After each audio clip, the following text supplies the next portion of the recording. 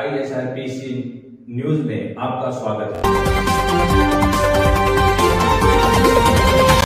ચાલો દર્શક મિત્રો, નવા વિડીયોમાં આપનું હાર્દિક સ્વાગત છે અને સમાચાર જોશું વિગતવાર. આજરોજ ભાવનગર જિલ્લાના પાલીતાણા તાલુકાના રંડોળા ગામના મકવાણા પરિવારમાં દુઃખદ ઘટના ઘટી હતી અને પીડિત પરિવારમાં શોકની લાગણી જોવા મળી હતી. ત્યારે પાલીતાણાના પીઢ આગેવાન એવા બોબીભાઈ ચુડાસમા દ્વારા પીડિત પરિવારની મુલાકાત લીધી હતી અને આશ્વાસન સાથે કહ્યું હતું કે જ્યાં અમારી જરૂર પડે ત્યાં અમે તમારી સાથે છીએ, પણ સમાજ પણ તમારી સાથે છે.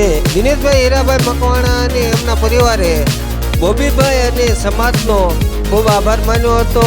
અને હું રિપોર્ટર દિનેશ કુમાર બી બાબરિયા ઘેટી.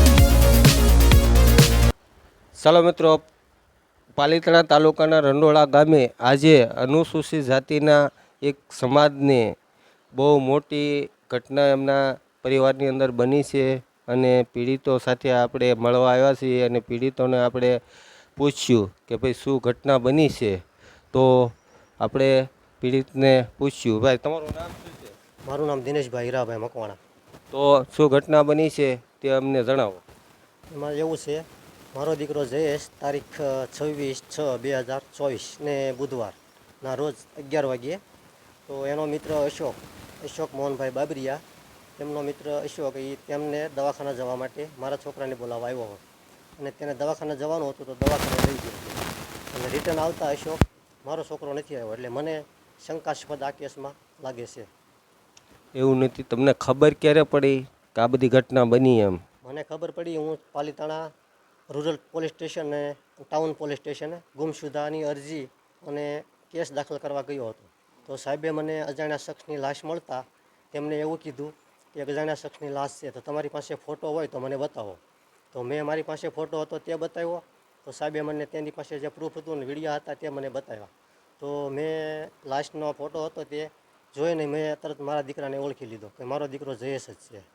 તો મિત્રો, દિનેશભાઈનું એવું કહેવાનું છે કે એમનો દીકરો 3 દિવસ ઘરે પરત ન ફરતા એમને શંકા પડી એટલે એમને પોલીસ સ્ટેશનમાં અરજી કરી એટલે પોલીસવાળાએ જે એક બિનવારસી લાશ મળી હતી, તો એ બિનવારસી લાશ ઉપરથી એવું લાગ્યું એ લોકોને કે ભાઈ અમે તમને ફોટો બતાવીએ અને આ લાશ બતાવીએ, તમે ઓળખો, જો તમારો છોકરો હોય તો તમે જોઈ શકો છો. તો આપણે દિનેશભાઈને પોલીસવાળાએ લાશ બતાવીએ તો એમને નક્કી કરી લીધું છે ભાઈ કે મારો જ દીકરો છે.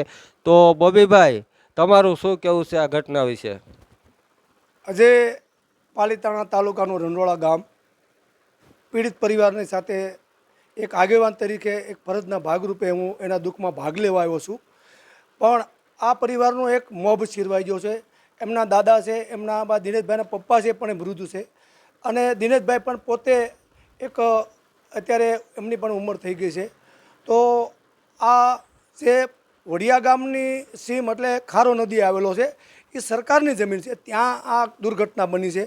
દુર્ઘટના અને મને પણ એવું લાગે છે કે આની હારે આ દીકરાને જે જયેશ નામનો જે મરનાર દીકરો છે એની હારે કોઈ દુર્ઘટના બની એ ચોક્કસ છે, એ પણ મારું એવું માનવું છે. પણ આવા લોકોએ જો આ દીકરાની હારે કોઈ એની હારે સાથે કોઈ મર્ડર કર્યું હોય તો મારીને ફેંકી દીધો હોય તો એવા લોકોને આ મીડિયાના માધ્યમથી હું પાલીતાણા પોલીસ શાસનને પણ કહેવા માગું છું કે આ પરિવાર ખૂબ જ ગરીબ છે, અનુસૂચિત જાતિ તો તેમાં ભાર આપી અને ઊંડી તપાસ કરે અને આ પરિવારને, સરકારને પણ હું આ મીડિયાના માધ્યમથી આ પરિવારને 10 લાખનું વળતર મળે એવી પણ હું આ સરકારને પણ કહું છું.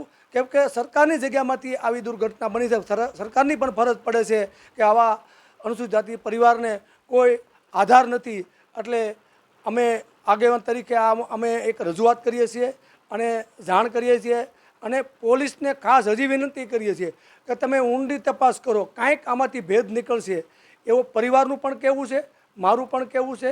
જય ભીમ, જય સંવિધાન.